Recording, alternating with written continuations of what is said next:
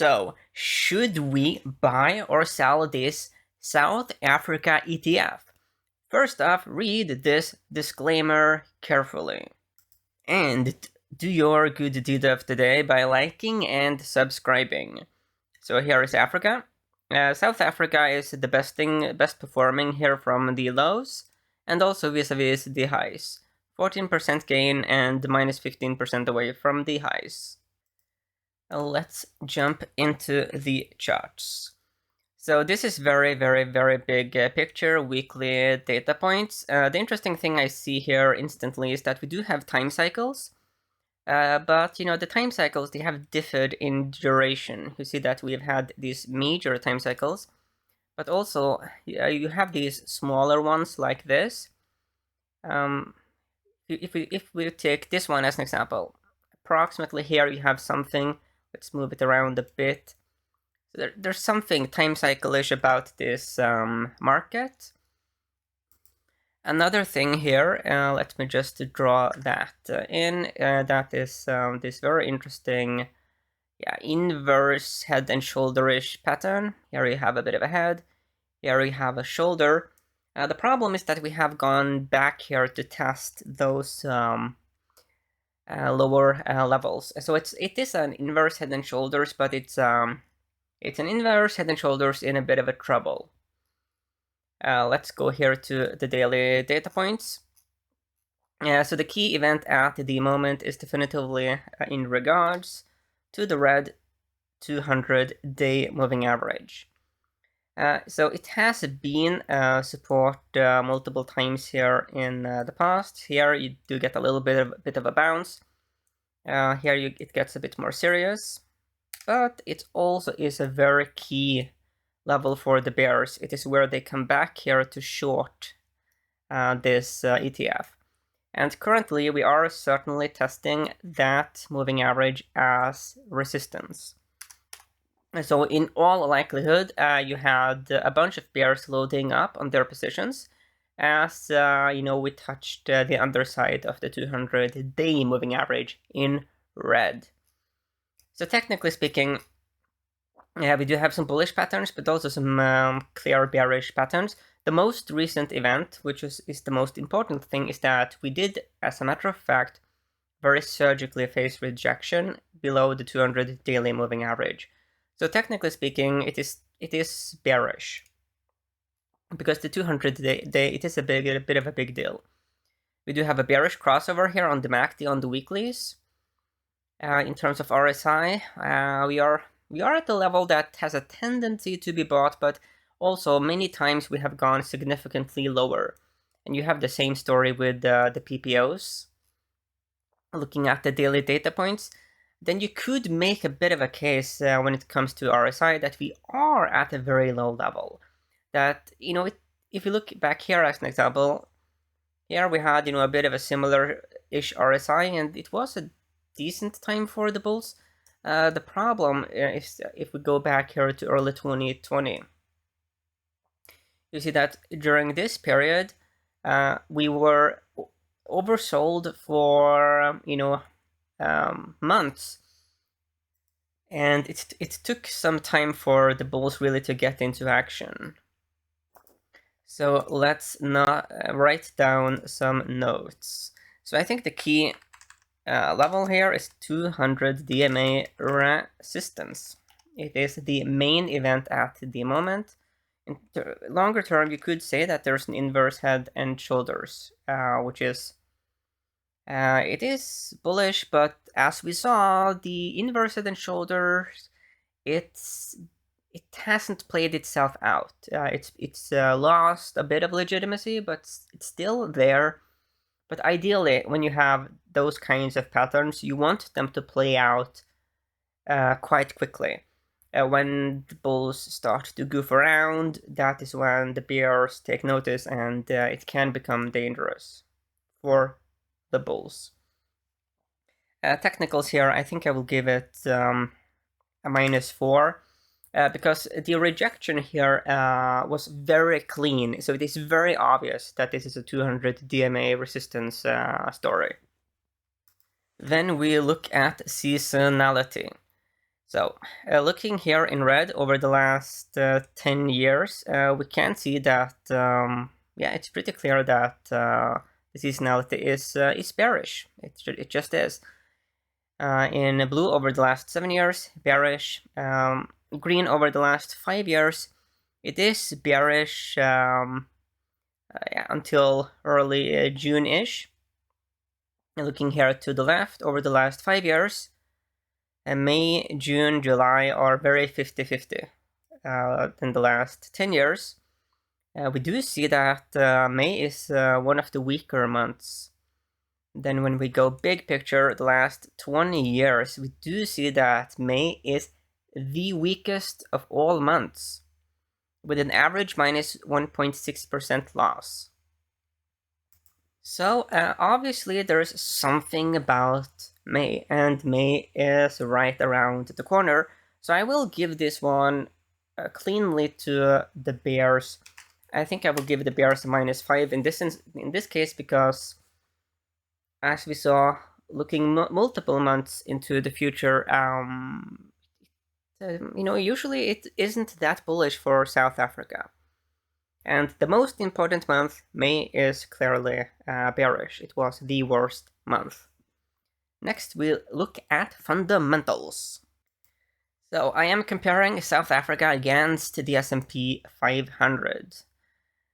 Year to date, South Africa is actually beating the S&P substantially. Beta is only slightly higher. Price earnings is like half of what we have with the S&P 500. So definitively more value. The dividend yield is rather impressive at 4.73%, which is just way beyond what you get with the S&P 500. So that's interesting. Here you can see the companies. If we go here to the sectors, we do see that finance is very big. Then you have non-energy minerals. In terms of market cap, you know, you do have a bit of a mix. So when it comes to the fundamentals, I do think that this is, I mean, the dividend yield is good. You could make a case that there's value. So I think I will give I think I will give the bulls actually a 6 on the fundamentals. So this is good.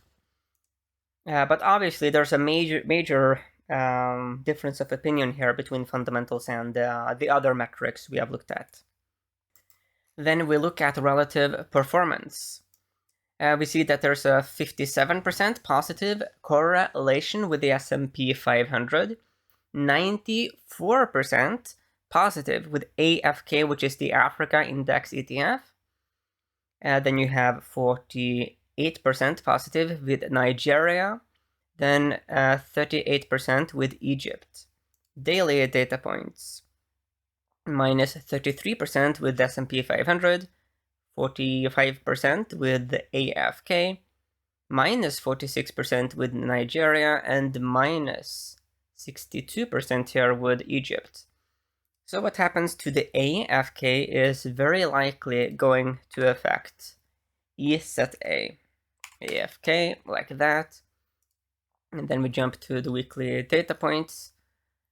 Yeah. So you could make a case that this looks inverse head and shoulder-ish, but it's a bit of a tragedy. Because here, you know, at this point, nice inverse head and shoulders. Then you form a right shoulder. It is good, but then, like, this is not good. But the recent move down, it has done very severe damage to the inverse head and shoulders. So a major power move here from the bears. Yeah, that is not good. Looking at the daily data points, I mean, you could be a bit of an optimist, I guess, and say that, well, maybe this is going to become a double bottom. It's possible. But I think that the overall message here, it is, because also when we look at the RSI, there's been these periods where we were oversold for a more protracted period. But But yeah, the closest thing to a bullish point I find here is the double bottom, potential double bottom, and also that we are at levels on the RSI and PPOs that it has been bought, numerous times in the past. Here is the relationship between South Africa and the Africa ETF. So let's use the time cycle tool here. Not sure, but maybe it's a bit, yeah. At least it does move in cycle-ish patterns. And major time cycles at that. So I think it's interesting from that perspective. We have already seen quite a few months of outperformance from South Africa. Recently been a bit of a pullback, and we do see that during this period here, the price action was very erratic. So let's go here to the daily data points to get some seasonality intel. Yeah, so the seasonality actually suggests quite clearly that South Africa tends to underperform Africa leading into mid-June. That is the judgment from the seasonality tool. Now let's look at AFK versus the S&P 500. Yeah, here we have a very clear downtrend, lower highs and lower lows. Yeah. We are still haunted by potential inverse head and shoulders. So I think you can see it yourself. A shoulder, a head, and a shoulder. Let's look a bit more closely because if you look at, well, no. The thing is that the right shoulder, it is a bit below the left, and those inverse head and shoulders, they are less likely to work out. Let's look at the seasonality tool. Like that. Yeah, I mean, it's quite clearly that the seasonality overall is, yeah, it's quite bearish. Yeah, so in terms of the EZA, I do think that relative performance data, it was overall favorable here to the bears. So I do think I will give the bears a -4 in this case.